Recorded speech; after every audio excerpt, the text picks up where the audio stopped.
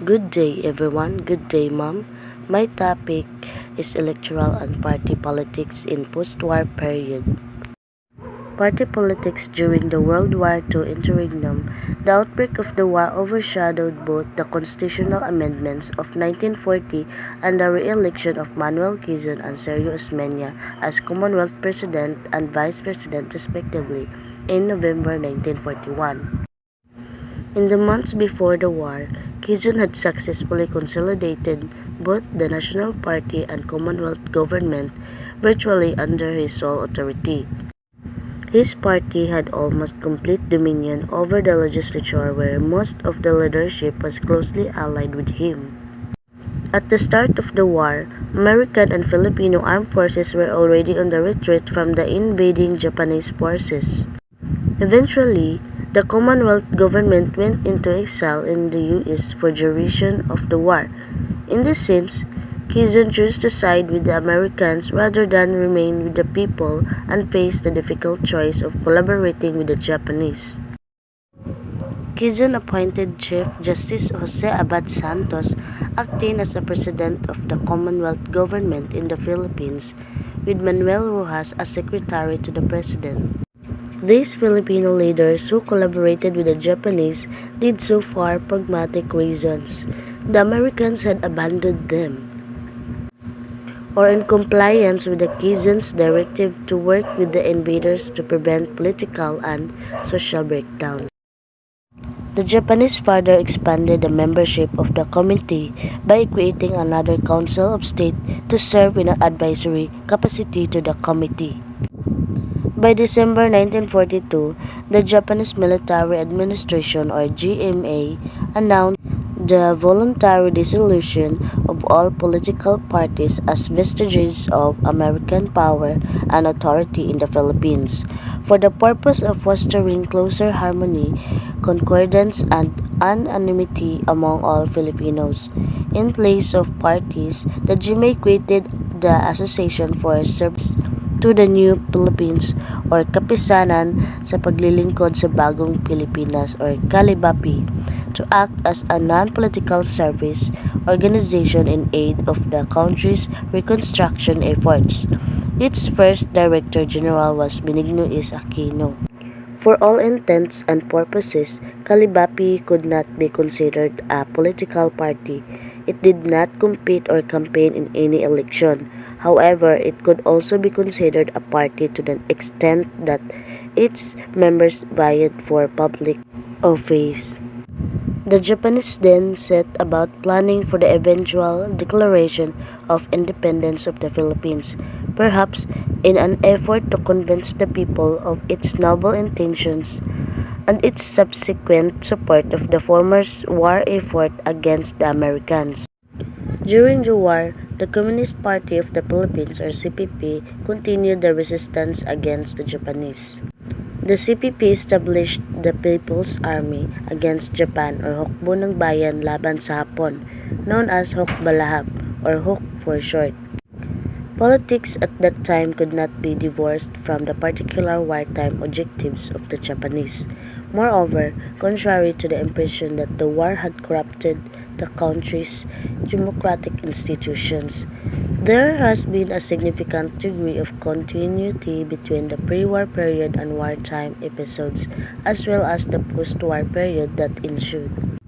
In immediate post-war party politics, in the immediate post-World War II period, the three main issues raised in the Philippines electoral politics were the collaboration problem, the matter of post-war reconstruction, and the Communist or Huk rebellion. Rojas closed the collaboration issue by issuing a presidential proclamation in January 1948 granting full and complete amnesty to all persons accused of any offense against the national security for acts allegedly committed to give aid and comfort to the enemy during the last war. The period during the immediately after the war can be said to be a single continuity of pre-war politics. Rojas' election as last President of the Commonwealth and first President of the Republic may be said to signal the re-establishment of pre-war elite leadership. effectively denying accommodation to non-traditional groups. Post-independence electoral and party politics. By the late 1940s, the main task for the country's political leadership was to secure resources for the reconstruction of the Philippines. The liberal majority in Congress was in favor of the passage of the parity provisions of the Bell Trade Act, which made available $520 million in rehabilitation funds in exchange for free trade between the U.S. and the Philippines. President Rojas suffered a heart attack and died on April 15, 1948. His running mate and fellow member of the Liberal Party, Corino, became the president in the same year. In June 1949 was the preparation for the national elections for that year. The Corino wing of the Liberal Party, or QLP, held a convention, and the Avellino wing of the Liberal Party, or ALP, convention was Jose Avellino with Vicente Francisco as his running mate. The elections of 1949 also signaled the beginning of dirty electoral politics, the dirtiest and bloodiest in all Philippine history according to George Malcorn. The presidential elections of that year as a low point in the post-war history of the Philippines democracy and one not likely to be reached again, according to Landy. More voters than the people of the entire population, dead outvoted the living, ghosts and even monkeys and bees were also allowed to vote in certain provinces, not to say of the flying voters, anomaly committed by both liberals and nationalistas. Anyone who dared to question the procedures would be manhandled if not be killed. Magsaysay, the rising star.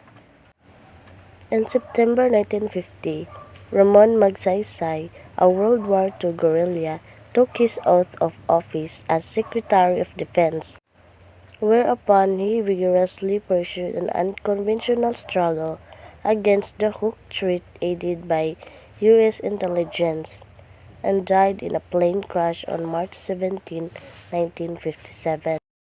Post-Magsaysay electoral politics. A group of Magsaysay followers, particularly former Customs Commissioner Manuel Manahan and former Labor Secretary Eleuterio Adivoso, formed the Progressive Party of the Philippines, or PPP. Meanwhile, the Liberals nominated Jose Yolo as its standard-bearer, with Diosdado Macapagal as Vice President for the 1957 elections. The rise of Marcos. The showdown between Macapagal and Marcos had become apparent long before the 1965 elections. The result of the 1965 elections showed a clear victory for Marcos, who received more than 600,000 votes more than Macapagal. A 1965 election campaign. The Battle of Books and Films. Both camps even had their respective women's corps, the Lacambini 65 for the Liberals and the Blue Ladies for Marcos. In 1968, Congress allowed for the holding of a plebiscite on two measures that would amend the provisions of Constitution. One increased the members of the House of Representatives from 120 to 180. Two, allow the members of Congress to sit in the coming Constitutional Convention without forfeiting their seats. In 1969, Osmeña described the worst and the dirtiest in the history of this country. As much as $50 million was spent during campaign by Marcos, much of it coming from government funds. Continuity in pre-martial law electoral and party politics.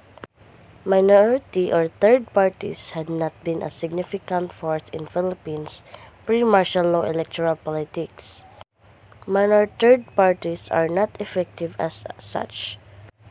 Instead, organizers of such third parties merely use their political entity as a means to play a more significant role in either of the two dominant parties. Liang further makes a number of observations about the state of pre-martial law electoral and party politics. First, lack of borderlines concept among politicians. Second, personalization of power. Third, cliques of the notables.